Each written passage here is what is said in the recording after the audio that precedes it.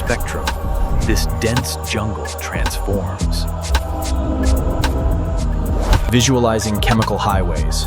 Trails of invisible vapor connect every leaf and log, dictating the movements of millions of tiny beetles. Now, let's open the field logs and document the truths of this living world.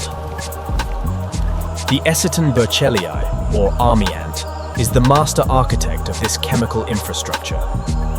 Blind to the world of light, they follow a volatile pheromone trail laid by scouts. It is a scent that screams, "Follow," driving the colony forward in unison.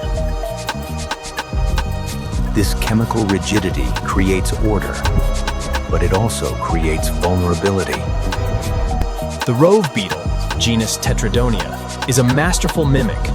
By adopting the exact look, when we analyze its carapace, we find it doesn't just look like an ant, it smells like one.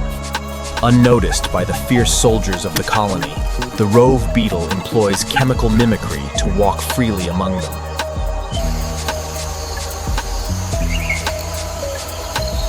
Oblivious to the intruder, the atacephalotes ant touches the dynasty Hercules beetle with its antennae and moves on, accepting it as kin. This is the danger of relying on a single code.